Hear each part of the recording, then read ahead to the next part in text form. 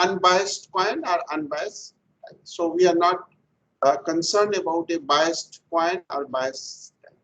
So trial, basically the trial is the individual experiment is considered in a larger sense. Say for example, if you toss a coin 10 times, so it becomes an experiment.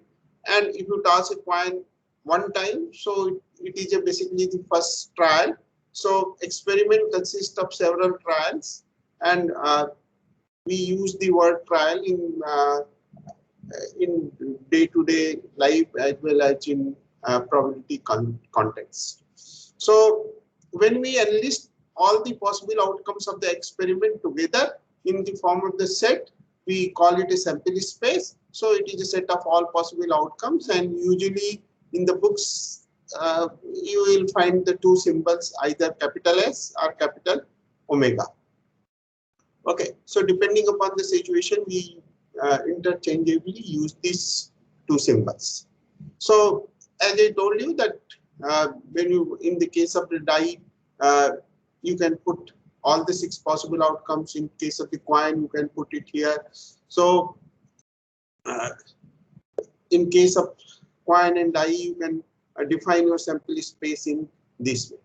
So having done that, we are concerned about what is the event, because usually in the probability theory, we always find the probability of a certain event. Okay, so how the event is defined?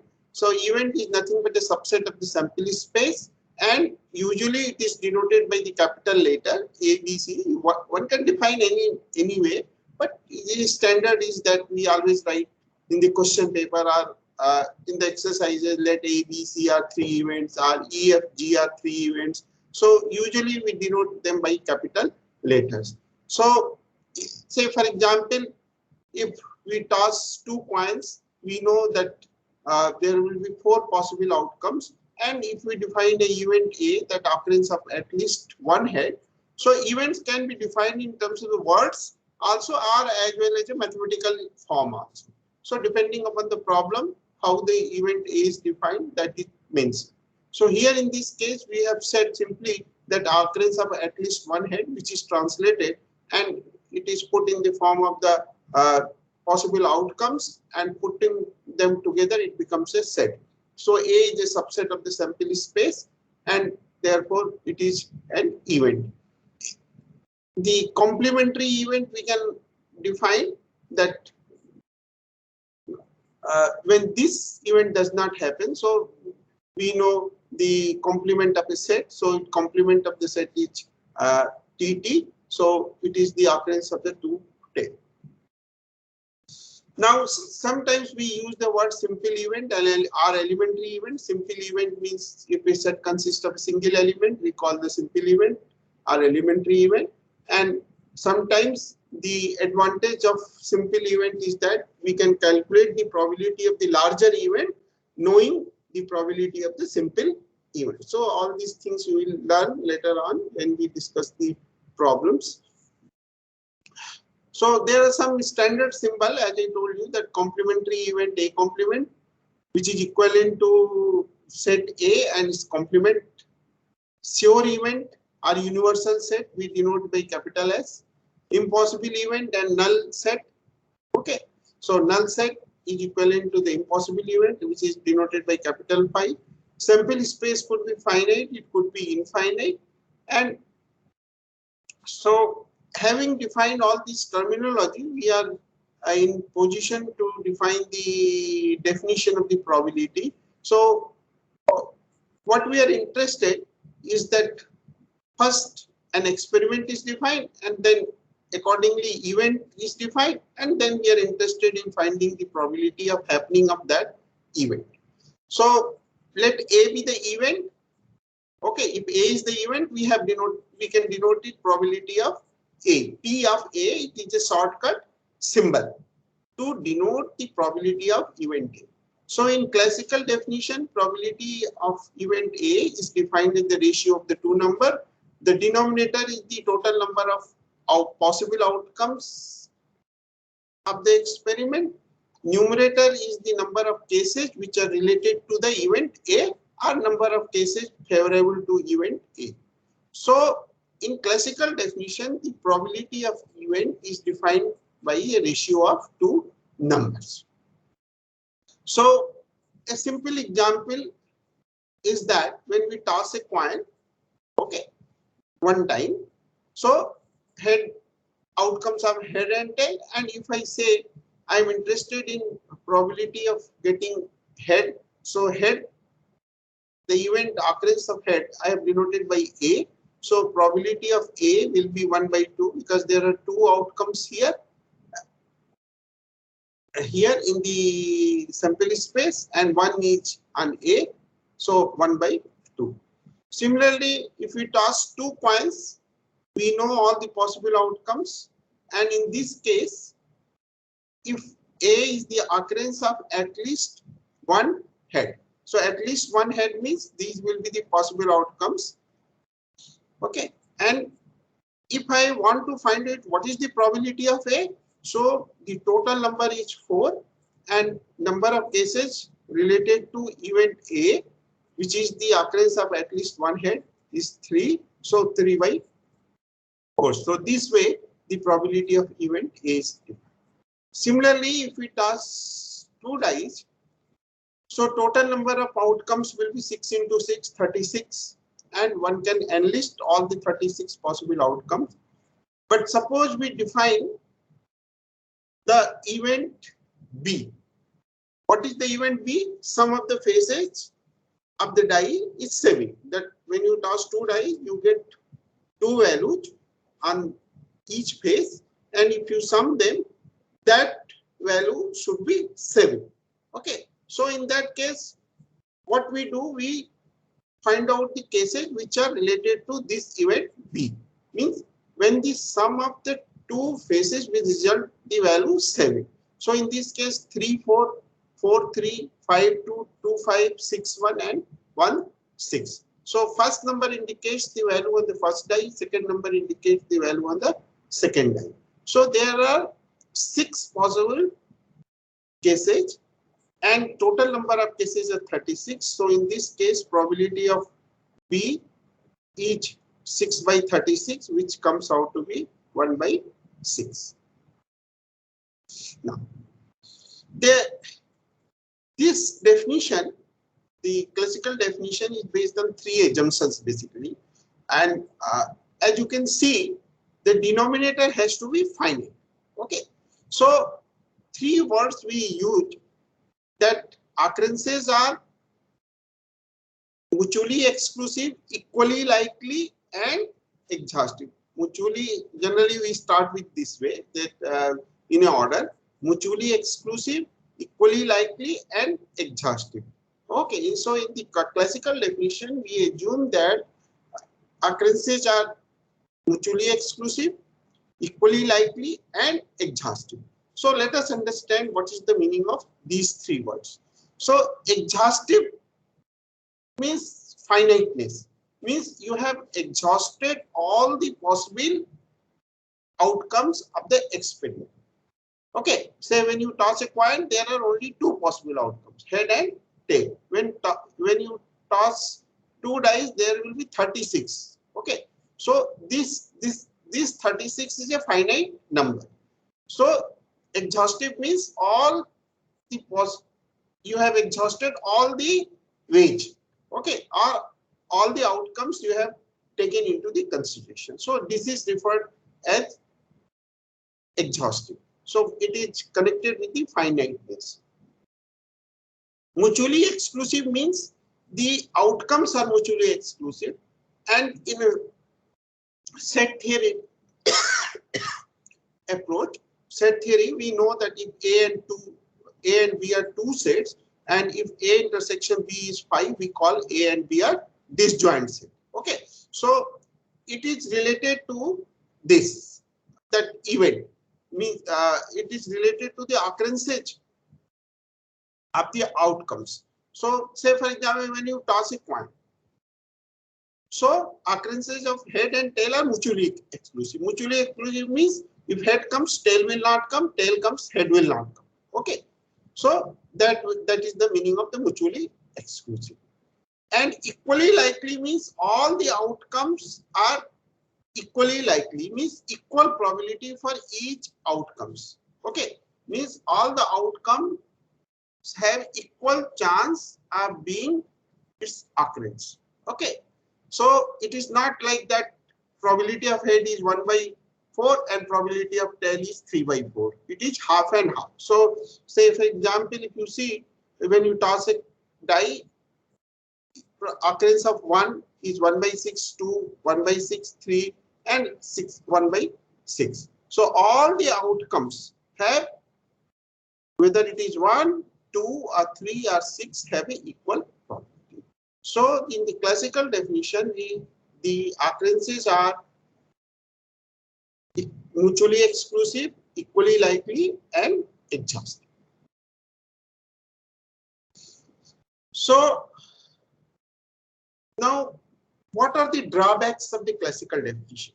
Okay, so if you look at that, if the sample space is infinite, then you cannot use this definition. Say here if you see it's the ratio of the two numbers. So if denominator is infinite, then we cannot use this. So that is one drawback.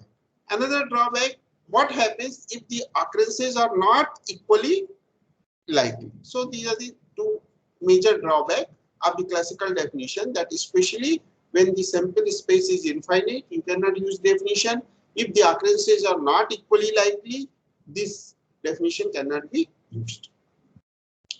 So having done having defined the classical definition of the probability, another approach came, and this approach is known as the empirical definition of probability, or sometimes we call frequency approach. So say for example, if you do not know anything about the classical definition of the probability and somebody asks how to calculate the probability of occurrence of head if I toss a coin. So what is the solution? What is the solution of this problem? The one way is that you toss this coin repeatedly. Repeatedly means, say for example, if I have tossed the coin 100 times, okay, and so this is the total number of times I have tossed, and I have noted 55 times I have got the head. Okay. Similarly, I will increase the number of tosses. So suppose I have tossed 500, okay, and I have got say 252 in this case. Similarly, if I have tossed 1000 times, then I have got some value, say 455 times I have got the head. And like this, if I continue, say 1 million times. So 1 million times you toss and note down how many times you got head. So basically, if you plot these values, say 100 times, you can say 55 by 100, 500 times 252 by 500, 1000 times 455 by 100. So basically, you will see that this is the value half. Okay. So the frequency which you have calculated here, say 55 by 100, it will be always between 0 and 1. So you can see the value will fluctuate near the half. So this is the line. Okay, x equal to this line indicates the value half. Okay, so around this line, the fluctuation will take, say 100 times, sometimes it is low, 500 times this value. So basically this will fluctuate and ultimately it will converge to the value half. Means if you plot for 1 million times, you will see that the value will be falling exactly on half. So this is one way to calculate the probability of occurrence of head. So what is done? What we are doing basically, we are tossing the coin n times. Okay, n is the number of times experiment is repeated. experiment. What is the experiment? Here, experiment is tossing of a coin, say 1 million times or 10 million times. Okay, that is my experiment. So here, that's why I was telling you that there is a difference between the trial and experiment. So single trial is tossing of one coin one time. But if you are repeatedly tossing, say 1 million times, then the number of times trial or experiment, we call it experiment also, that sub-experiment, some books they use sub-experiment. But in general, you can easily understand the number of times experiment is repeated. Experiment is repeated means what is that? Tossing of a coin which is repeated a large number of times, say 1 million times.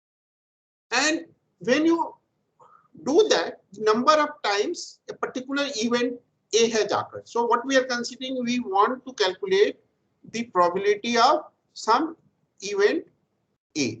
So in this case, what will happen in this experiment? Either event A will occur or its complement will occur. Say for example, when you toss a coin, either head will occur or tail will occur.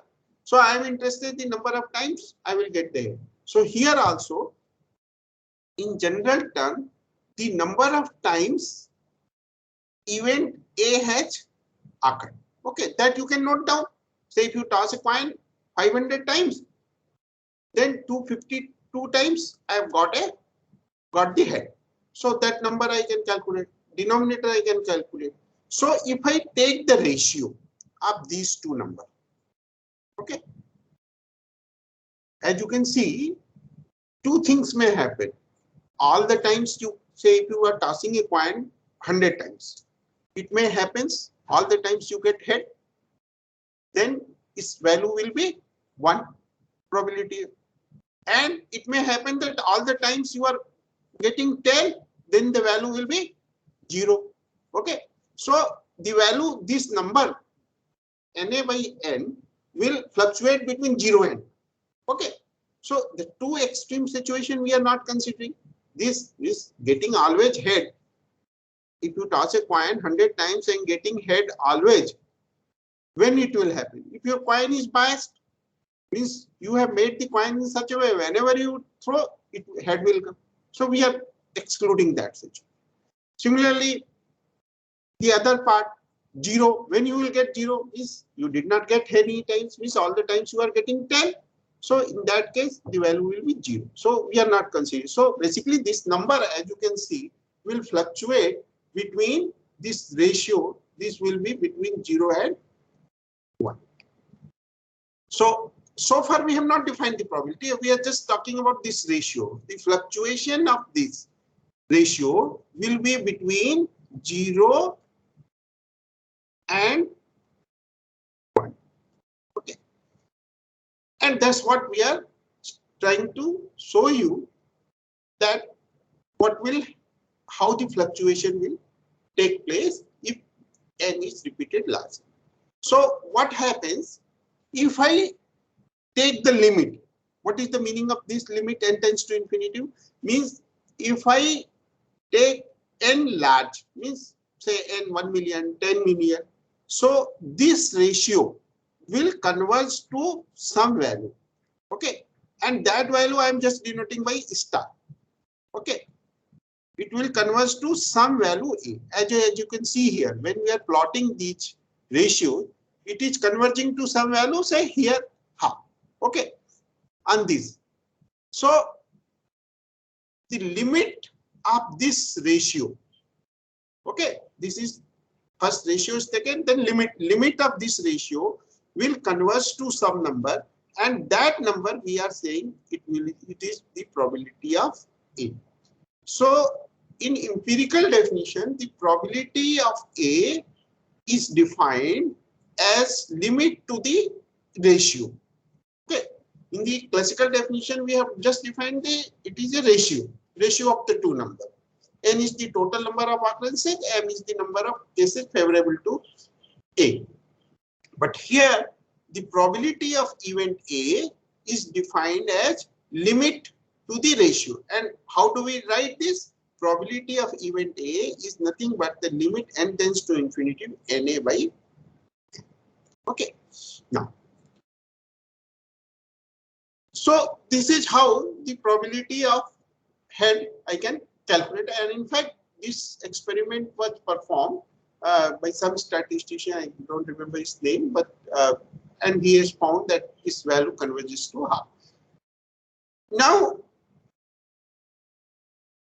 there are certain drawbacks. So two things we have established. How do we define the probability of A in the case of empirical definition?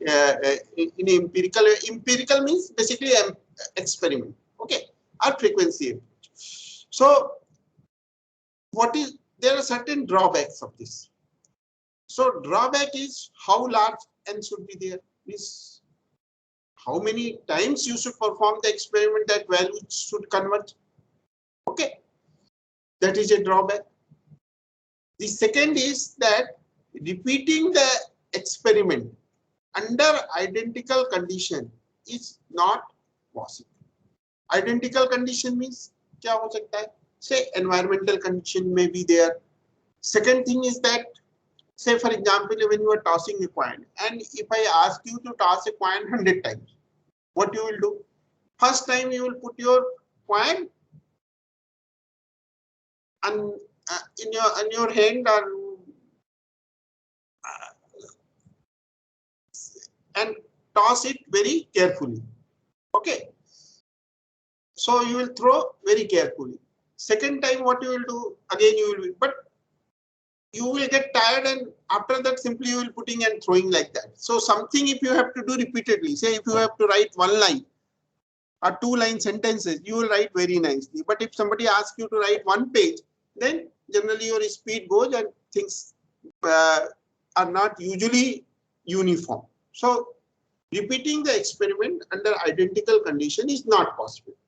Okay, so these are the two major terms. Let me come you the use of this definition.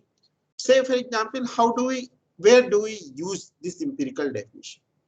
Say you might be reading in the newspaper that probability of having a shower today is 99%.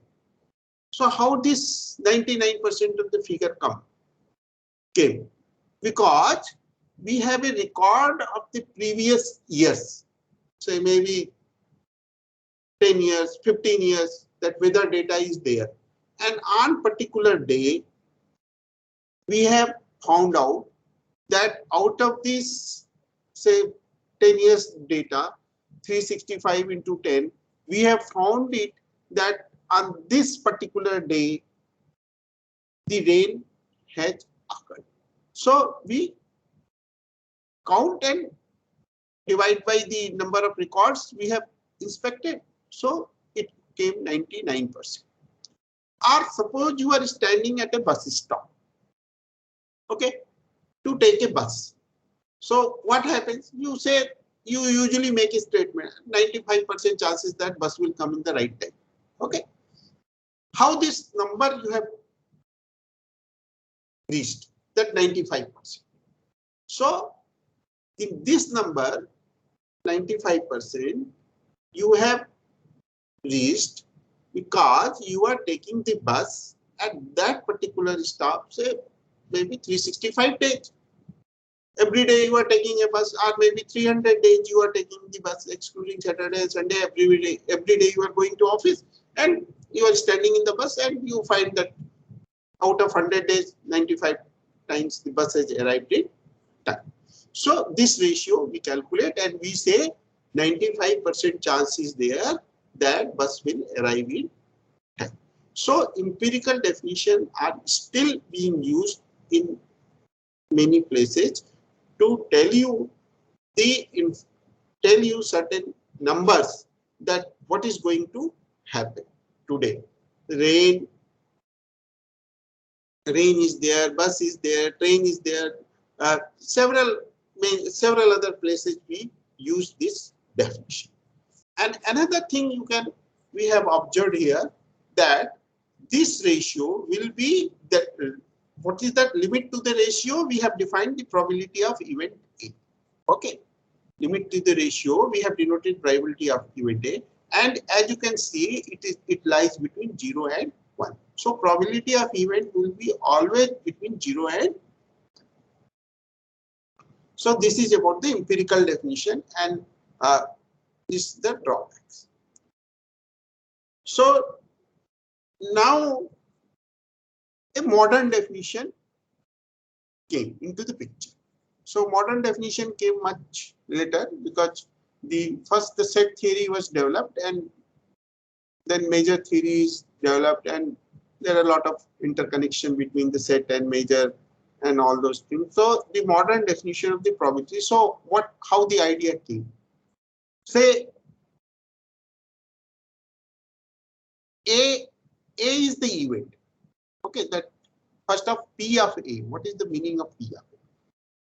We say that it is probability of event A. But look at the things here. What is A? A is the event. Okay, and it is nothing but a set.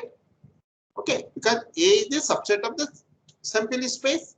Okay, which we have defined as an event. Now, what is P of A? P is a function basically.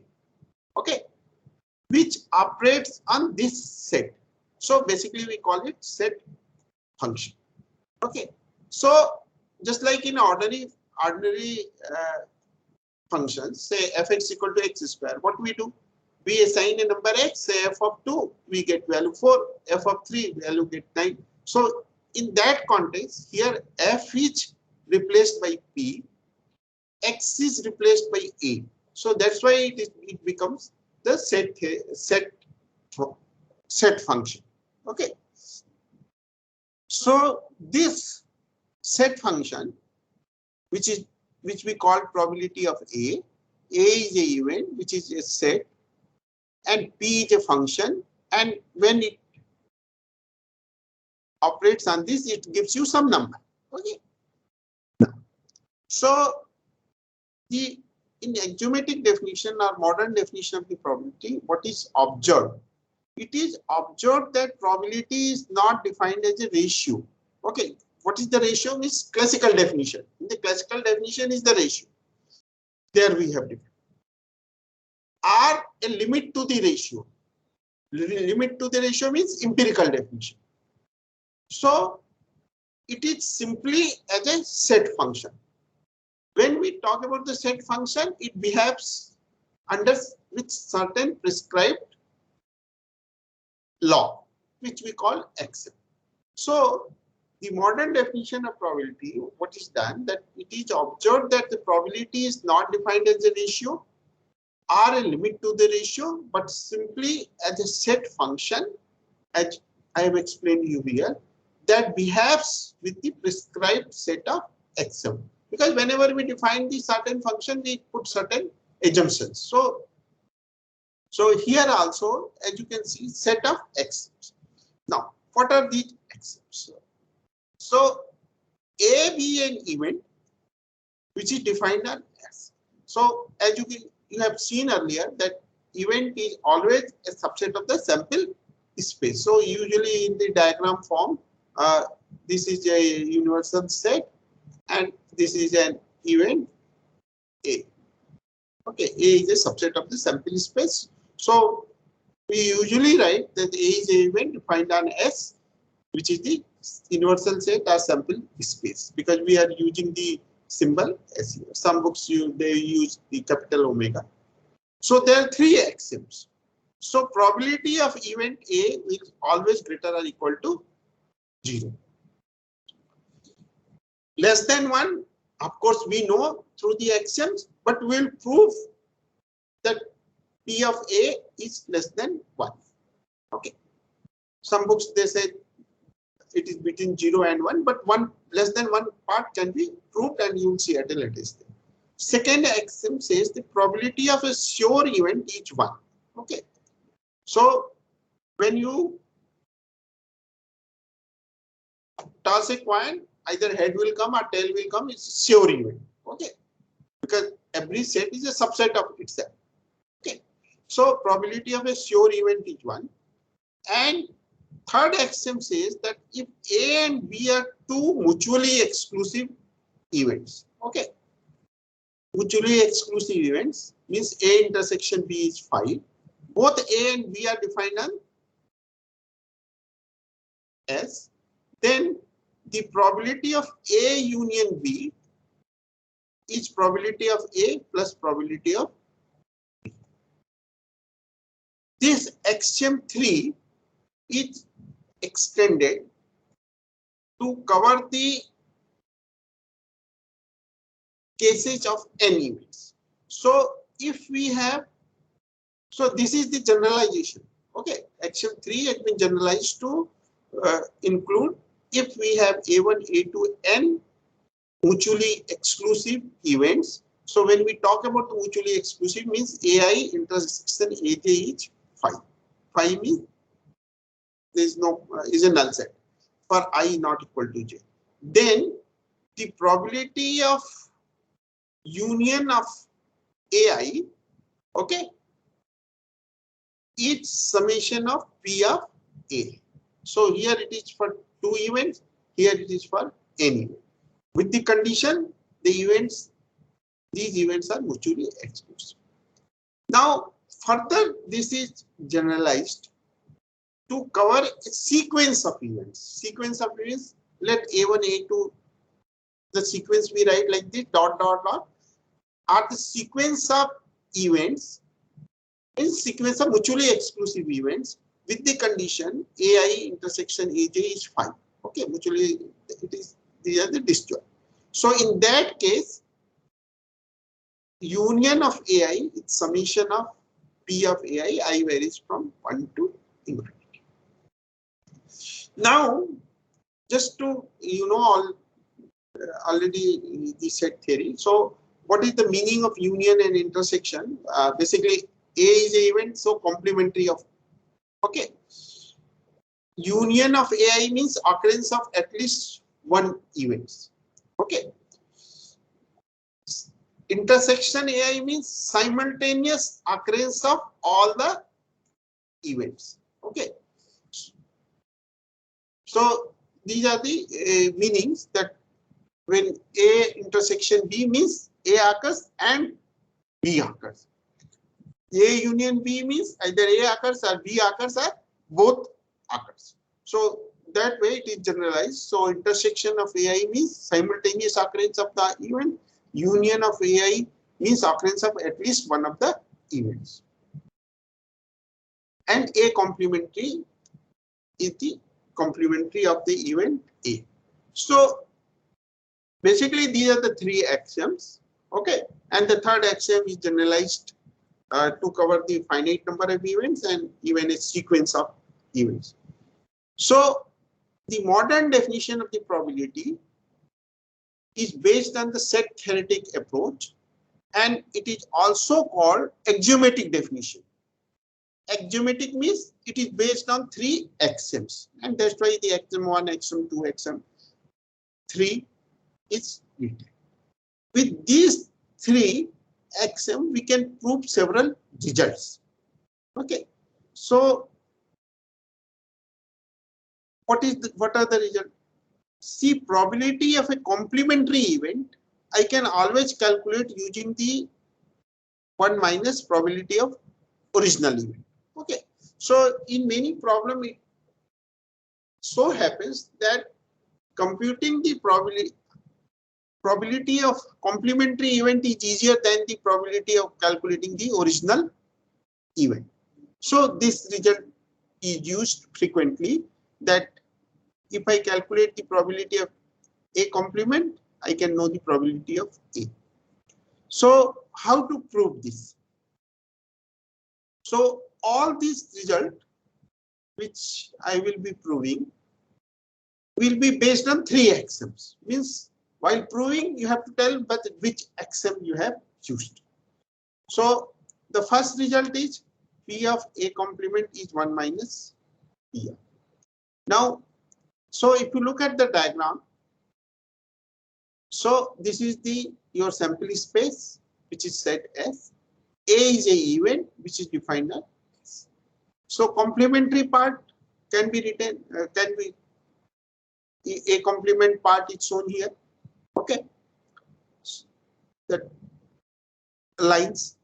Now what is done? A union A complement, as you can see, will be the sample space. A union A complement will be sample space. And another thing you will observe that A and A complements are mutually exclusive. Okay. So if I take the probability of both the sides, so probability of A union A complement equal to probability of S. Probability of S is 1 because it is XM. 2 we have defined. And here A union A complements means A and A complement are mutually exclusive. So third axiom we can apply means there are two events, A and A complement. Both are defined as S and they are mutually exclusive. So I can write using the third axiom probability of A plus probability of A complement. So probability of A plus probability of A complement is equal to 1. And from here I can get probability of A complement is 1 minus P of A. So using these three axioms, we can always prove several results. So now P of phi is 0. What is P of phi? Is the impossible event, which is basically we call it the null set. Okay. So to prove P of phi is 0, okay, probability of an impossible event is 0. Phi is what? Phi can be the complement of S. Okay, S is the universal set. Okay, so phi is nothing but S complement. So P of phi is equal to P of S complement. And using the second, using the previous result, okay, P of A complement is 1 minus P of A. Because complement of S is also an event. So 1 minus P of S, and second axiom shows you that it is 1. Okay, P of S is 1, so 1 minus 1 is 2. So okay, so probability of impossible event is 0. Now, third result is that if A is a subset of B, okay, if A is a subset of B, then P of A is less than P of less or equal to P of. Okay. Now A and B are two events defined on sample space. Okay. A and B are two events defined on sample space such that A is a subset of B. Okay. Okay. So here, if you see, this is your set as A and B are two events. So B is this and A is another event which is defined as A is a subset of B. Okay. So A here these lines, okay, are nothing but A complement B. A complement B means A intersection B. Whenever we write AB means because this is the usual symbol, A B indicates A intersection B. Okay, so in the short form generally we write AB. So here if you see, we have this shaded region is A complement intersection B. So the event B has been expressed as union of two mutually exclusive sets. Okay, means B is equal to A and A complement B. So A union A complement B. Now P of B will be equal to P of A union A complement B. Now since A and A complement B are mutually exclusive, as you can see here, okay, this is A and the remaining portion is A complement B. So B we have represented in terms of the two mutually exclusive. So A and A complement B are mutually exclusive.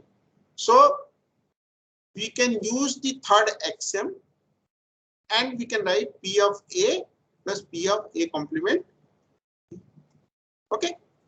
So here we have used the third axiom.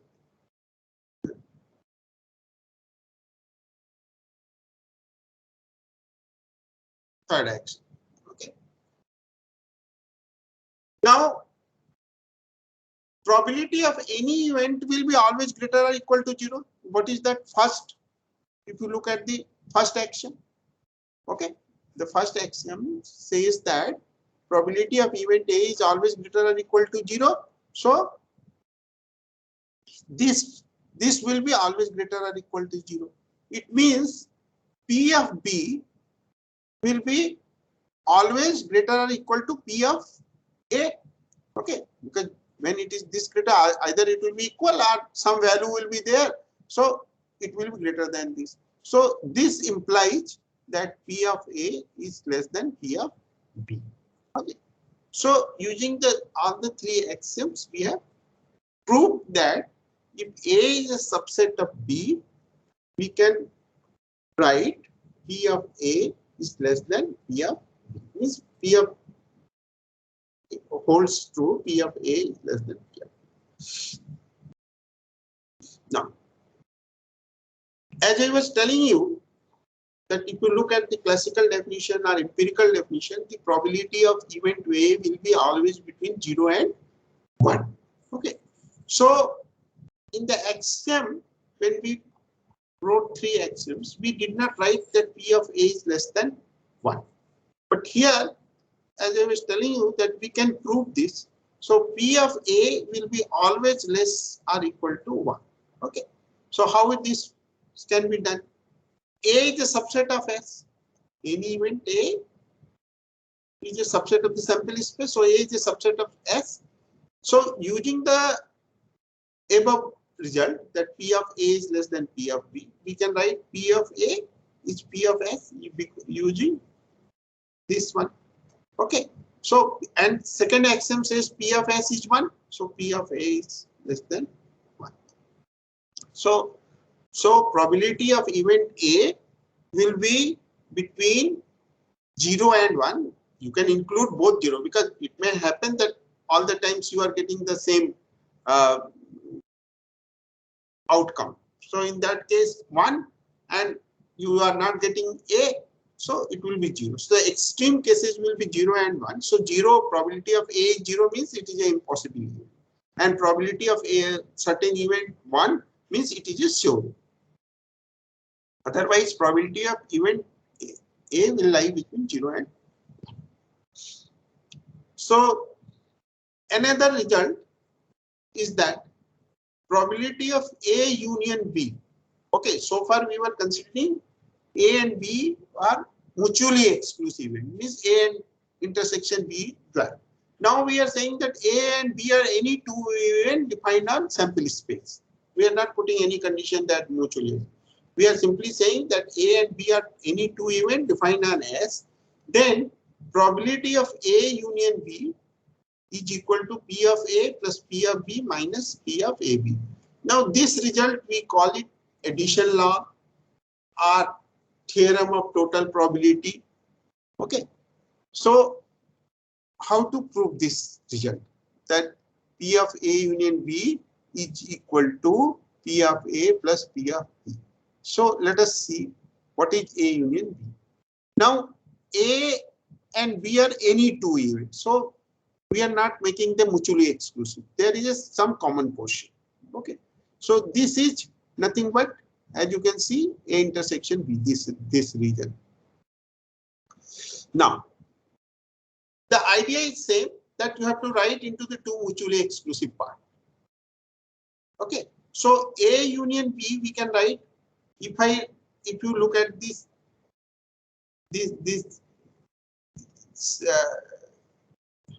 set A and this portion. Okay.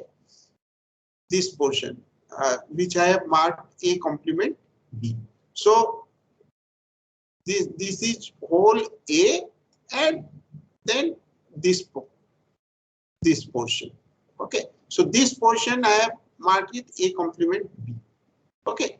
So A union B, I can write A union A complement B. Now they are mutually exclusive. So probability of A union B can be written as P of A plus P of A complement B using the second axiom. Now we have to find what is P of A complement B. Okay.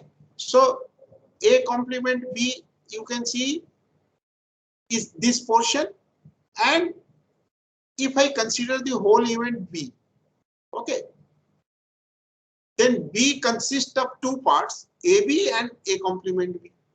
Okay, so the B is written as AB and A complement B, and they are mutually exclusive. AB and A complement B are mutually exclusive. So we can apply the third axiom, that P of B equal to P of AB plus P of A complement B. Okay, so from here I can get the value because I need this value P of A complement B. So P of A complement B is P of B minus P of AB. And so if I substitute this here, so this value is substituted here. So you get P of A union B is equal to P of A plus P of B minus P of A. So this is known as the addition law of probability, or theorem of total probability. There is another one you can see from here, another result, probability of occurrence of exactly one event. Okay, there is a difference between the occurrence of at least one event and occurrence of exactly one event. So exactly one event means A occurs, B does not occur, or A does not occur, B occurs. Okay, because if you are considering two events, A and B, and you are saying the occurrence of exactly one event. So exactly one event means A occurs, B does not occur. Okay, or B occurs, A does not occur. So this, if you look at the diagram, so this portion is excluding AB. This portion is A B complement, and this portion is A complement B. So both are the mutually exclusive parts. Okay, because we are not considering this common portion. So here, if you see, it is AB complement, A complement. So they are mutually exclusive. So they are mutually exclusive means I can write P of AB complement, P of A complement B. Now, just now we have obtained P of A complement B, P of B minus P of AB. Just now we have obtained P of A complement B. With the same logic, I can write this also, P of AB equal to P of A minus P of AB. Because A, I can write AB complement union AB. So again, I apply the similar result here. I will get P of A minus P of AB. So if you combine them together, then P of A plus P of B minus 2 P of A. So probability of occurrence of exactly one event is equal to P of A plus P of B minus 2 of AB. So you have to understand the difference between the probability of occurrence of exactly one event and probability of occurrence of at least one of the events.